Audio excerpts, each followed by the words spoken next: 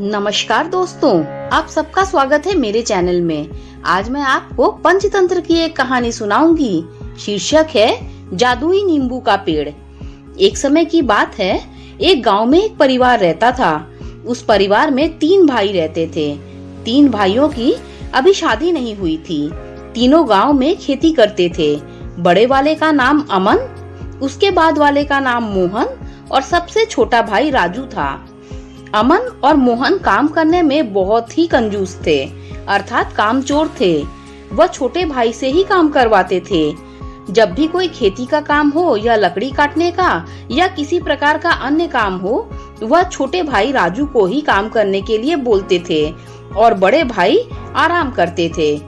एक दिन अमन, मोहन, राजू तीनों भाई खेत पर निकल जाते हैं। उस समय खेतों में खुदाई का समय चल रहा होता है।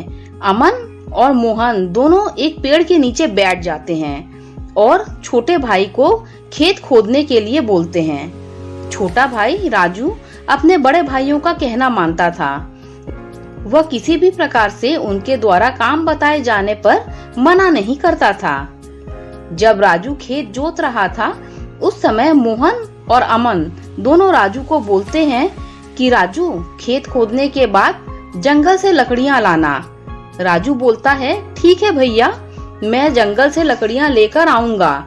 उसके बाद राजू खेत जोतकर जंगल में लकड़ियां काटने चला जाता है। कड़ी मेहनत के बाद राजू जंगल से लकड़ियां काटकर वापस आता है तो रास्ते में एक मुनिराज पेड़ के नीचे बीमार अवस्था में लेटे हुए होते हैं। तब राजू उस मुनिराज को बोलता है कि हे मुनिराज, क्या आप बीमार हैं? मुनिराज बोलता है कि हाँ, मैं बीमार हूँ और मुझे काफी ज्यादा ठंड लग रही है। राजू बोलता है कि मैं आपकी क्या हेल्प कर सकता हूँ? मुनिराज बोलता है कि मुझे कुछ लकड़ियाँ चाहिए जिससे मैं आग जलाकर अपने शरीर की ठंड को कम कर सकूं। उसके बाद राजू अपने लकड़ियों का बंडल उस मुनिराज के पास रखकर उसमें से लकड़ियाँ निकालकर आग जलाने लगता है। तब मुनिराज बोलता है कि तुम बड़ी मेहनत करके यह लकड़ियां काट कर लेकर आए हो। तब राजू बोलता है कि मुनिराज, आप इसकी टेंशन न लो, आप अपनी ठंड को कम करो। उसके बाद राजू आग जलाकर उस मुनिराज के शरीर की ठंड को कम करता है। राजू बोलता है, क्या ऐसी कोई दवाई है जिससे आप ठीक हो सके? मुनिराज बोलता है कि हाँ, एक ऐसी दवा है, यदि मुझे मिल जाए तो मैं तुरंत ही ठीक हो जाऊंगा, लेकिन उसको लाना बहुत कठिन है। राजू बोलता है कि उसकी टेंशन आप न लो, मुझे बता दो वह चीज अर्थात वह जड़ी बूटी कहाँ मिलेगी। मुनिराज बोलता है कि इस नदी के उस पार एक पेड़ पर लाल फल रूप में औषधि है जिससे मैं ठीक हो सकता हूँ। इतना सुनने के बाद राजू वहाँ से चला जाता है। नदी का पानी ठंडा होने के कारण कुछ घबराता है, परंतु वह नदी में छलांग लगाकर नदी के उस पार से वह फल लेकर आता है और मुनिराज को दे देता है। जब मुनिराज वह फल खाता है तो वह एकदम स्वस्थ हो जाता है। उसके बाद मुनिराज उसे आशीर्वाद देता है कि हमेशा आपका कल्याण हो। उसके बाद राजू अपने घर की ओर चला जाता है। घर जाने पर अमन और मोहन उस पर चिल्लाने लगते हैं कि तुमने इतना टाइम लगा दिया, उसके बाद भी लकड़ियां लेकर नहीं आए। जब राजू ने अमन और मोहन को पूरी बात बताई, फिर भी उन लोगों को समझ में नहीं आया और राजू को बोलने लगे कि तुम अभी खाना पकाने के लिए लकड़ियों का इंतजाम करो।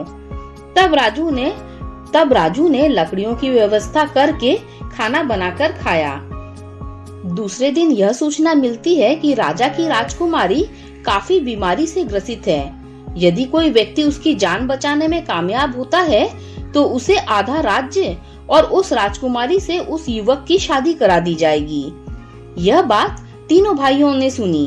तब अमन और मोहन राजा के दरबार में चले गए और अमन बोलता है कि महाराज, आपके राजकुमारी का इलाज मैं कर सकता हूँ, उसके लिए मैं जड़ी बूटी लेकर आता हूँ। राजा बोला कि यदि तुम राजकुमारी को ठीक कर सकते हो तो मैं आधा राज्य और राजकुमारी के साथ आपका विवाह करवा दूंगा। उसके बाद अमन उस मुनिराज के पास चला जाता है और मुनिराज से बोलने लगता है कि राजकुमारी के इलाज के लिए क्या कोई जड़ी बूटी है। तब मुनिराज बोलता है कि हाँ, एक जड़ी बूटी है, लेकिन वह काफी दूर और पहाड़ के ऊपर है। वहाँ पर आपको एक नींबू का पेड़ मिलेगा। वहाँ से अगर आप नींबू का रस राजकुमारी को पिलाते हैं तो वह ठीक हो जाएगी। लेकिन ध्यान रहे, जब नींबू के पेड़ के पास जाओगे और आपने अगर उस समय किसी भी प्रकार का मन में ख्याल लाते हो तो वो आपको वही प्राप्त हो जाएगा। उसके बाद दोबारा आप उस फल को प्राप्त नहीं कर सकते। इतना सुनने के बाद अमन वहाँ से नींबू लेने के लिए पहाड़ पर चला गया। काफी हैरान होने के बाद उसे पेड़ के दर्शन हुए। उस पेड़ को देखकर अमन सोचता है कि मेरे को काफी ज्यादा भूख लगी है, काश यदि यह पेड़ सेब का होता। उतने में ही वह नींबू का पेड़ सेब के पेड़ में परिवर्तित हो जाता है और सेब अमन के हाथ में आ जाता है। इस प्रकार से अमन फल लाने में नाकामयाब हो जाता है। दूसरा भाई राजा को बोलता है कि महाराज, मैं इसका इलाज करूंगा। उसके बाद वह भी मुनिराज के पास जाकर बोलता है और मुनिराज उसे वही नींबू का पेड़ बताते हैं। तो मोहन भी उसी प्रकार उस नींबू के पेड़ की तलाश में पहाड़ के ऊपर चला गया। जब वह नींबू का पेड़ देखता है तो बोलता है कि काश यह बरगद का पेड़ होता तो मैं आराम से सो पाता। उसके बाद नींबू का पेड़ बरगद के पेड़ के रूप में परिवर्तित हो जाता है और अमन मोहन उस बरगद के पेड़ के नीचे आराम करने लगता है। मोहन भी इस काम में नाकामयाब रहता है। सबसे छोटा भाई राजू काफी मेहनती और ईमानदार लड़का था। वह राज दरबार में रहता है। तब उसको राजा बुलाता है कि क्या आप राजकुमारी के लिए कुछ नहीं कर पाओगे। तब राजू बोलता है कि महाराज, मैं कुछ करता हूँ जिससे राजकुमारी ठीक हो जाएगी, लेकिन उसके लिए मुझे बाहर जाकर आना होगा। राजा ने बोला कि ठीक है, आप जहाँ से दवा लेकर आना चाहते हो जाओ, ले आओ, आप जा सकते हो। उसके बाद राजू राज दरबार से निकलकर उस मुनिराज के पास चला जाता है। मुनिराज को बोलता है कि हे मुनिराज, मुझे कुछ ऐसी औषधि बताओ जिससे मैं राजकुमारी को ठीक कर सकूं। मुनिराज ने बताया, तुम उस पहाड़ के ऊपर एक जादुई नींबू का पेड़ है, वहाँ से तुम उस फल को तोड़कर उस राजकुमारी को रस पिलाओगे तो वह तुरंत ठीक हो जाएगी। लेकिन ध्यान रखना, उस पेड़ के पास जाने पर किसी भी प्रकार का मन में विचार नहीं रखना। यदि तुम किसी भी प्रकार का मन में विचार रखते हो तो वह जादुई नींबू का पेड़ उसी में परिवर्तित हो जाएगा और तुमको फल नहीं मिलेगा। राजू मुनिराज से आशीर्वाद लेकर उस जादुई नींबू के पेड़ की तलाश में चला जाता है। पहाड़ चढ़ने में राजू को काफी परेशानियां होती हैं, लेकिन फिर भी राजू पहाड़ के ऊपर चला जाता है और जैसे ही नींबू का पेड़ सामने देखता है और बोलता है कि मुझे इस नींबू के पेड़ से नींबू लेकर राजकुमारी को ठीक करना होगा। उसके बाद राजू के हाथ में जादुई नींबू का पेड़ से नींबू टूटकर राजू के हाथ में आ जाता है। राजू उस फल को लेकर राजमहल में चला जाता है और उस जादुई नींबू का रस निकालकर राजकुमारी को जैसे ही पिलाता है तो राजकुमारी पहले की तरह स्वस्थ हो जाती है। राजा बहुत खुश हो जाता है और अपनी शर्त के मुताबिक अपना आधा राज्य और अपनी राजकुमारी की शादी उस राजू से कर देता है। इस प्रकार से राजू अपनी मेहनत और साहस के माध्यम से उन दोनों भाइयों से काफी आगे निकल जाता है।